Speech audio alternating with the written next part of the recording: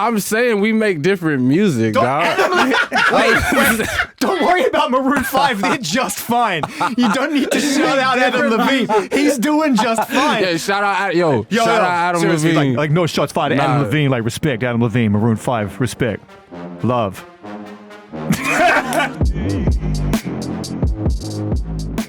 I've met some really incredible artists who are dicks. But it's really great when someone comes along who makes art at the highest level and is not a dick. Earl Sweatshirt, love the human, great to see you. Oh my God, thank you, brother. Lovely to see you as well. It's a blessing to just be able to have another conversation. I stack them up in my life, and I never take them for granted, and I never take your music for granted. And it's really nice to feel that you don't either, which is why you've been sort of celebrating this 10-year anniversary of an album that's super important to you. Yeah, man, that shit has been crazy. I'm not gonna lie. That shit, it kind of just brought back, just everything from that time, and some of the ambiguity. That's what I think really like stuck out to me. Can you define that a little more clearly from your perspective? Yeah, because I love that word, but what does it mean to you on that album? I was 18. I was trying to figure it out. They were like, "You're the big rapper. Like, make an album." Because people forget the anticipation for that album was so off the charts. And for reasons you couldn't control. For reasons that were genuinely important to your mum. She made a decision for your well-being, and everyone thought it was a marketing move. Yeah, bro. Crazy. I think that's why, I think part of that album was a deliberate, like, shot in the parachute or in, like, the foot. Because it was too... the name, the whatever, it was too big for me at the time. Yeah. Cause I was 18 years old, right? It was like, what niggas was putting like a thing on me, and it was like, I don't even know if I have that much to say right now. Yeah. Like I had the ability to manipulate words and like play with words and stuff. But in terms of content, I was 18 years old. So now how old are you now, if I can ask? 29. So you're 29, so okay, 10, 11 years on, how does that album feel to you now? How is it aged from your perspective? I have a lot of clarity on it now. I can... my favorite way to sort the songs on that album now is ones that I wrote before I had even got back, because those are my least favorite. Because like any nigga that gets sent away to something, you just have 1 million bars loaded up. Yeah. For when you get out of the thing, you like, bro, you got a beat? Yeah. Yeah, all right, for sure. This is fire. Yeah. We out of here. Like, I understand what you're saying. It does in a way. I think we might have talked about this ages ago briefly about the idea of the album in two parts, that there was this kind of, you were anticipating the moment when you would record it, and then there was the stuff that was very present when you got back, the people you put yourself around, the fact that you harnessed a lot of the production duties yourself and didn't just hand it over to a bunch of beat makers and say, send me hot tracks and I'll jump on it, whatever. I still think I was figuring all of that out. So it was, if you look at that album, there's like a combination of all of that. Yeah. There's like my first beats on there that I just cannot stand right now. What's the oldest beat on there? What's the oldest beat you made on there? Oh my God, I'm gonna start it off with that chum. That's nothing wrong with that. I can't get jiggy with this shit. That's nothing wrong with that. I can't get jiggy with this shit. It sound like my nigga Adam Levine about to let it go on this Whoa. Shout out Maroon 5 though. Shout out Maroon 5. Adam got bangers. I'm saying we make different music, dog. Wait, don't worry about Maroon 5. They're just fine. You don't need to shout out Adam Levine. He's doing just fine. Yeah, shout out out Adam Seriously, Levine. like no shots fired. Adam Levine, like respect. Adam Levine, Maroon 5, respect, love. Do you think you were trying to live up to somebody's idea of what your identity was versus what you truly were feeling in that moment? You know what I mean? Almost playing a role? Maybe. I feel like maybe I was doing that, but what makes it like actually embarrassing is that you're a kid. Yeah. Do you know what I'm saying? Yeah, so think about your like ideas about the world and kind of like what things are when you're a kid. Like my idea of being like the rapper guy then was like, let's get you know what I mean? Let's get some of these 4-syllable words in here. Yeah. Let's get some of these. That's what we all identified with as rap fans and music fans when you all came out, was that you were searching for new ways to say things, and you were trying to find new ways to paint pictures, and there was an abstract nature to the way you and your friends were approaching it. It wasn't just straight down the line. That's what drew a lot of people in. And the contrast of what you were doing off the mic, which was just like living hard and videoing it and having the most fun and being kids. And then the music was almost a direct reaction to that. It was like way more complicated than I think people were expecting when the records started happening. You know what I mean? I think that's kind of what people were drawn to, probably. I guess the love for myself comes in at understanding that it's all a part of the process. Yeah. And I guess the only thing I don't regret any part of, making like coming from point A to point D or whatever. I think it's having to do that in front of the world. Everyone else got to have their first shit. It's on a USB. It's thrown away in the trash can of some like weird computer. My shit Exists for real. You're supposed to change and evolve. The music's supposed to sound weird to you the older you get. Yeah, for sure.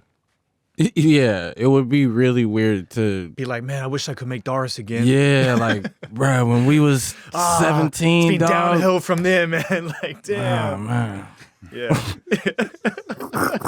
So how were the crowd reactions to the shows? Because that's a whole other relationship to that record for you.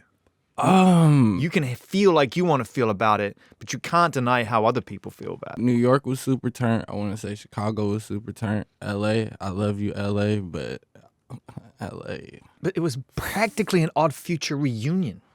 Yeah. I mean, if a show was a reunion, though, it was like, I'll speak for myself, but I felt it too. And niggas was like, all right.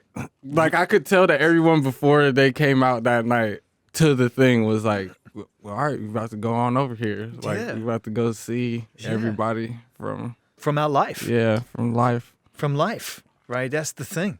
Yeah. I thought it was beautiful because, we hold all that time in our hearts in a big way. And we love the art and the creativity you continue to create. But I love the fact that it just felt very genuine from the footage I saw and all the reviews I saw and everyone. It just felt cool. For sure. If people were happy, then I'm happy. I just am, with a lot of the shit from Doris, it was like, at the risk of sounding redundant, it's like, I'm really not even that nigga anymore. I know, but in a way you get to you get to kind of make peace with that kid again. For sure, but I did. I've already done that, me by myself. I've loved on that person and everything. So some parts of it felt like karaoke. Yeah, well, that's what anniversary shows are. You put it on an old pair of shoes you haven't worn in a very long time. But Hov, this is what I'm saying. Right. Reasonable Doubt, he was 28. He's 26. 26. I think that's Bro right. can come out, all the shit from when I was 26, nigga, I will come out it was 26 when I said the shit. My shit was developed. Yeah. My frontal lobe. Like, yeah. frontal lobe bars after 26. You're not getting up before 2 p.m. when you're 18 years old. That's what I'm saying. Like, it's like, Hov do the Reasonable Doubt, John, that nigga be loving that shit. You see when Hov do the Reasonable Doubt concert, he be like, do you hear that I said this, nigga? But he's also been rapping about being rich, fly, getting it, all that. He was doing that at 26. At 26, so it's all good. Yeah. It's interchangeable. It's all good. I think that's what you're saying, right? Like, your character's changed. Yeah. Not character, but like your character. No, it's developed. I hope that I was 18 years old. I'm about to be 30. If I didn't develop penitentiary, go to jail, I don't know, move around. Yeah. It would be super weird if I had the same... I don't know. Y'all tell me. Maybe That'd be the problem. extremely That's the weird. problem with a lot of people, though. Like what you're saying about your music, a lot of people in life don't grow. Like they still want to be the person they were like in high school when they were hot. And you shouldn't be the same person in any aspect at 29 than you were at 18. Eddie's right. You've made some tough decisions and made albums that are very insular and inward to try and find the answers, man. It's like, that's why your audience, we love you so much, is because we've been on that ride with you as fans, man. Thank you, bro. You know? I love the way that you kind of, you pay tribute in beautiful strokes. Like the way you paint your pictures is like a beautiful stroke. Thank you know, man. And then the way you talk about your mom, like counting the ways that my mom smile makes me happy. Like, and then the next line is like, I think it's like, and the best one is it just does, or something like that. I'm sorry if I'm paraphrasing. No, that's the gist for sure. And it's awesome how you've sort of continued to kind of draw real life, those real feelings and moments into your verses. I've never asked you how you kind of put it together, and I don't know if I really should, because it's kind of magic, I'm sure, but you are so unique in the way you perform and present your music. Like, does it just come to you? Do you write as you feel it? Are you always writing? Like, how do you compose? I'm always, it's a, input, output. I'm always listening so that I can put something out. Music makes me music helps me make sense of the world. So you're observing all the time. I'm observing. I'm intaking, so that to influence my output. Are you an empathetic person? Do you feel quite deeply things that go on around you? I'm the most sensitive nigga that's outside. I'm not gonna lie to you. The world can be a tough place for people, because I feel the same way. And I wouldn't say... No, that's what I was saying outside to them. I was like, what if I went in there as Zane Lowe, sat down, and just started profusely crying right now? Yeah, did you really say that? I swear to God, I asked them. I was like, if I just sat down, first question, dry open, profusely crying, 10 minutes. You know what's really crazy, though? And this team will definitely... They'll back me up on this. I am getting more emotional in this experience. It used to be so much of a trade. Yeah. It'd be like, Earl Sweatshirt's here, let's talk about the album. So 14 songs, how many songs you make for the album? And who'd you produce on the album? It's fantastic, let's play one, yeah! And this was like, oh man. And now as life as I'm moving on in my life, and I'm starting to realize there's so much spirit and magic and intangible quality to this whole process that we haven't discovered, and the only way we can is by talking to people like you. I find my eyes I do get emotional in this place. Hell yeah. For sure. How long did it take for you to realize you were sensitive? Because most people don't know they're sensitive. They have to figure it out. Oh, nah. I knew I was sensitive. I knew that I would. Oh, nah. I've gone through ups and downs with it. I feel like in my childhood, I was incredibly sensitive. Because that could turn into anger, too. And that's what I've had to unpack as an adult. Yeah. It's like, as a child, I had it, bruh. As a child, I had like the get mad, heart to the throat, face hot. Yeah, I've had face hot. Yeah. Throat hurts. Throat hurts. Oh my God. Yo. That's crazy. And then I went away, the most intensive therapeutic boarding school ever, learned therapy stuff, then came out of the thing, had a sense of self, and then self-identified through my early 20s and mid 20s as a chill guy. And then especially with the emotional intelligence, I'm I'm a chill guy. And then a series of unfortunate events rained on me, and that chillness got called the fuck out. Cause then I re-found out how fucking sensitive I was again. Yeah. Well, it's a life's work. That's the thing. Yeah. Nothing gets fixed. All you do is you develop ways to acknowledge it in the moment. I look at it as space, right? When you're a kid, the amount of space between something that upsets you and your ability to acknowledge it is this big. And everything in between is rage, right? Even at this stage. Yes. Because they can't. Yes, takes them 15 minutes to stop crying, right? Yeah. When you're kids, like babies, like all of us.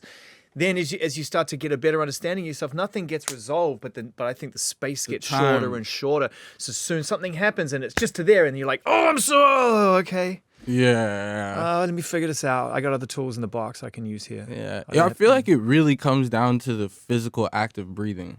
Because you're talking about the heart goes up into that throat, and your shit get caught up, and then you actually be like, My wife calls me on it all the time. We'll be sitting there watching television or sitting outside, and she'll be like, "Are you even breathing?" Because I just forget to breathe. And she's like, "Just take a breath." Nah, I feel you. I be smoking huge weed and grabba, dog. It'd be like 4 p.m. I'd be like, breathe. oh yeah, okay. I need to be having an existential crisis. It's like, nah, I think you just need to drink some water and breathe. Like, we gonna be okay. Ew. I find the same shit though when I'm being sensitive. If I find my like temper like welling up, it's the same shit. If I can catch it like on the way up, That's it. and You like, gotta catch it. Problem is you can escalate something because it's a you problem, and now you're interpreting everything wrong. ooh, Facts. dog, my fucking one of this, I always use it as my reference because I never saw it visually represented like this. It was the one Rick and Morty episode where the parents are coming back from out of town. It's the classic, like, don't fuck up the house. Yeah. They throw a party at the house. Then the nigga Rick freezes time so they can clean the house while the parents is on the way back. When he unfreezes time, he quickly tells them, like, yo, all right, I'm about to unfreeze this shit. We about to come back, but y'all got to be sure of yourself. He was like, if y'all aren't sure of yourself, then your existence is going to be iffy. Yeah. And then they're like, what do you mean? And they're teenagers who are defined by iffy insecurity. Yeah, for sure. It's like an iffy time. being split. So then it inevitably happens, and then their reality, Yeah. and then their person is split between these two things, and both of the now the anxiety is like a little more. Now you're like scared, and then that then it splits again, and then it split, and then before you know it, there's just like infinite. And I feel like that's what the fuck this shit really be doing to us, bro. Like the assault kind of on your, if your ego can't handle, like, you know what I mean? That you might need to humble yourself in a moment and be like, I'm wrong. Like, this emotional reaction is not warranted. You know, I talked a little bit about the reflections that you continue to share with us as fans about your personal life, about your mum, how important that is. What kind of conversations do you have with your mum now? As somebody who recognized that what you had to offer as a human being was not being honored by youth and by the environment that you found yourself in. So she removed you from that, allowed you to get more in touch with yourself, come back, and that journey has continued to the point now where you're a father, an artist, and doing the work, and a proactive person for yourself and those you love. So I'd imagine that the conversations you have with your mum now are just like they're glorious, incredible. Yeah. I think the thing I was talking about, even just off air right now, watching my mom process that has been, I guess, really illuminating to me too. Just watching my mom process an adult child, watching her kind of over my adulthood, kind of realize what you said, which is like, I'm on my journey, and then watching my mom kind of, as she kind of could see that I was either safe or that there was nothing she could do about it. No, that is like this one of the two. It's one of the two. Yeah. And by the way, the safety thing to some degree is still, even when you feel like you have the most perceived control, is still an illusion. Hell At the no, end of the yeah. day, if as you continue to grow as a person and your children or the people you steward in your life, if you're lucky enough to guide others, they grow as well, the better you get at understanding that you really have no control. Yeah. It's hard. Yeah. Fucking hard. Faith, man. It's interesting, isn't it? You know, we start out kind of following our passions and doing our stuff and really just kind of leaning into what we love and then building a life around it. And then you start having life within your life and talking about you being a dad, alchemist being a dad, finding a way. But it doesn't mean, you know, you leave the passion at the door when you go outside. How does it affect the way that you've approached what you love to do, which is make music and make art and continue to build? How's being a parent affected that experience, better or worse? I think the age that I had my son at was a blessing. I was young. I am young, but not so young. Yeah. And it kind of hastened my some of my adulthood. Purpose. Yeah, some of my purpose for sure. And that's just like, that's life, and art imitates life. So the shit just like, it cornered me into having to be stronger, like take care of different aspects of my health. Not to be weirdly kind of surface about it, but you look really healthy. Like, Thank you. I started my health journey like earlier this year. What that entail? Was that your health journey voice? I started working out and working on myself. I go to Erewhon. I work on myself. You an Erewhon ass dude? I'm inside of the Erewhon. Come see me at Erewhon. You got the Erewhon merch? You Erewhon merch guy too? I can't Erewhon Okay. merch. That's crazy. I'm trying to figure out how far you was going down this. now we know why. Now we know why he did the 10-year anniversary Doris shows, because he's spending all his money at Erewhon. For Those juices are no joke. Those juices are no joke. For sure. I would tell y'all where I actually be going, but I'm not trying to see y'all over there. Same. Damn, don't you give us the game? No, I'll tell y'all when we get off the You thing. do. You tell people where you work out all the time. I do, because I work out. Yeah, I do. I don't. Yeah, I do. I go to a gym 5-6 mornings every week. Box, live for it, love it. I think. Yeah. I mean, the crew probably want me to talk about it more because it's good. Good for the Yeah, the plug gym. the folks. Plug the folks. I can't, man. No, you don't. You can't get everybody game. I'm for sure sworn by secrecy. My gym, my shit is, you gotta take a blood oath to join my gym. Oh, it's like private gym. Oh, shit crazy. Wow. Shit really crazy. You and dog. Adam Levine. Me and Adam Levine. Bro, That level. I done seen some niggas at my gym, dog. Bet. I'm not gonna lie to you. I'll just start off the top.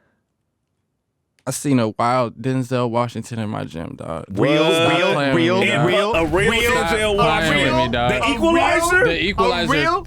All three equalizers. All three, every Equalizer. Oh man, Was at You the can't. gym. Seriously? Getting his money, bro. He remembered all the Titans. When Bro, you're doing, every Titan. when you're on your 4th set and you're knocking out 90 on the bench, hitting a hard 6, does he come up to you? Does he go? Denzel was moving like he don't know that he like is Denzel. That's cool. He knows he's Denzel Washington, Yeah. but what that means for us might not mean the same thing for him. Right. Like I think he is still the Denzel Washington from before his first film. From Mount Vernon. Yeah, he's that from Denzel. Mount Vernon. Right, Like okay, he's yeah. Right. really an unk, like from over there. That's how he was talking to the people from the thing. I'm not gonna lie, dog. I melt. I'd be like, Denzel. I would be like, oh my God. I was just like, let me just get up out of this nigga way. He's a serious gym. Yeah, if Denzel's out there. Denzel's Like, I ain't there. allowed to know. I mean, you're not going to get him. bigger than that, so maybe hit us with one more. I got The my finger on preeminent it. Who else actor of our era. Yeah, without a doubt. My favorite actor of all time. He's up there. Ludacris be in there. Christopher Bridges. He be in there. Wow. He be in there. And Ludacris serious gym. was the last time that I really was like, I did the thing that I see people do with me. The half look at. No, I had to like go off to, I seen him, I probably half looked. Yeah. And then I had to go and have a conversation with myself. Like, cause Leave the man I'm, alone. Yeah, I'm already off top. Like, that's where I start at because I feel for niggas cause I feel it. Yeah. So Yeah, I'm just yeah, already see Denzel seeing it. Anything is more interesting than these niggas. I'm like, whoa, they go, oh, like, oh, wow. Ludacris, I was like, you know what? I got on some arts and culture shit, on some like rap music shit, on some what this nigga meant for like creativity shit. Yeah. I gotta do it. You did it? So then I was like, but then I was like, if I'm gonna do it, Yeah. we not wasting no time. We gotta lock it in, and I'm getting it off, and I'm getting on. So I sat off to the side like, all right, I got my words together. Then I like pulled up on this nigga like, yo, I just want to thank you very much for what you did for Black people. Created it. Thank you, appreciate you. That nigga was like, he looked up, and then it was like, he was going into automatic, like, you know, secretary mode, like, all right, like, thank you. And then the nigga seen Who you were? Yeah, the nigga was like, We're good. he was like, thank you, bro. You saw him processing it. Like, he's like, wait. He was like, thank you, bro. I was like, all right. That's amazing. I was like, all right, That's for sure. amazing. And now the shit hard, bro. I be in there if I see this nigga. Now you guys bro down. We be on this one. We be on. Oh, so you be in the new Fast and Furious movie. You going up. Yeah. Me, Yeah, yes. yeah. You would Count be on like amazing family. on Damn. screen, dog. Yeah, dog. You'd Let him be know. amazing Me on Fast on and Furious. screen. Stop playing with it. Tyrese, Come on. Michelle Rodriguez. Come on, What bro. Vin would, the, Diesel. what would the role be, though? Oh, see, now so you got the Ludacris tie-in now, right? So now you Ludacris's you his little You're his little cousin. No, too. you're his cousin. From Yeah. Fast 2. And we do look, I ain't gonna lie. Listen, I'm telling you, bro. You You're be a his mechanic, cousin. but you a grounded mechanic because Ludacris he ain't a mechanic no more. you Now know- he's like a yeah. super spy And you know guy. what else as well? It's one of those things where like there's a first impression punchline here where he rolls up to the crew in the garage and everyone's like, this guy, he's a dropout. He smokes weed. Yeah. And then it turns out you're the smartest guy in the whole crew. But I bounce out like mad cartoonishly, like with the weed. With the like, weed. on, But like, then you're like, oh, if you change the muffler upside down, take it out, and then like you fix the whole car in like 3 seconds. Damn, we got you. You in there. You in there. Fast 17. Nah, Amazing. they like, who is this dude, man? What the hell? And then Yeah. Ludacris is like, this is my family. Family. This is my family. And because it's coming from that character as well, it's kind of comedy too, because you know those two are like the buddy pick of Yeah. the whole pick. We got you, man. We got to talk to Vin. Nah, for real. All right, cool. For real. For real. So to me that Domo album, one of like 3 or 4 records that Owls put out this year, varying crew, friends and stuff, is one of my favorite albums because it genuinely felt like a celebration of Domo Genesis, but also there is kind of a bit of an Avengers thing going on here with an Alchemist studio where there's like, he's got his regular collaborators that he loves to work with and you love to work with him. And that song in particular with Vince, who shows up on the new album with you and Alchemist twice, only guess I think from memory that really shows up. And you and Action, who obviously would love Action. Just feels like a unit. Can you give us a little more insight from being inside that room without what it's like when everyone's kind of hanging around just creating in that space? Because it just feels like the most fun thing you can ever do. It is fun as hell, especially then too, from when that track is from. That's like 2012, 2013. Elimination Chamber. Wow. Yeah. So that was like the beginning of rap camp. Wow. Yeah. That was like, that would be like 45 rappers at Alchemist House. Yeah. It was good. The reason why I gravitated to Al so much is because I was privileged in not having that much experience in weird studio sessions. I had only just come from OF, and that was that type of environment. Like 10 rappers, highly competitive, Yeah. like openly competitive. Yeah. I love that shit. So it was like that at Al's too. It's just a different chemistry Yeah. to get the fire. The fire's still lit, but it's just what's fanning the flames, right? Like I was a athlete. That's where it comes from. Like as a kid, I was like martial arts, crazy skateboarding, all this shit, hooping.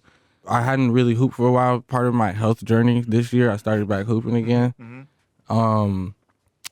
And I like there was one really like before and after day towards the beginning of when I started back hooping again. Dude checked up the ball with me. I got the ball, and then I went into the mode that I used to be in when I was like a little kid. Like, fuck this nigga. Like, I'm about to disrespect it. And then I was like, kind of reading the room and realizing It's not that is scrimmage. not how adults play basketball, Yeah. dog. Like, we actually out here just having a good time. Yeah. Like, get your shit off if you need to get your little shit off. But Yeah. there's no championship here. Like, this is a bunch of adult niggas at 11:15 a.m. on a Tuesday, man. Like, this is not that serious. Hey, listen, congrats on the new album with Alchemist, Thank you, man. my It's brother. start to finish one of the best things you've ever done. You're just in the best place for me as a fan in terms of what you're saying, how you're saying it, and the passion in which you're dropping it. And dude, just keep coming back. We love having you in the studio, man. Man, thank we really you. Thank you for having me, bro. Real one. Come on, y'all. Like I said, man, I love the music, but I also love the human. Come on, bro.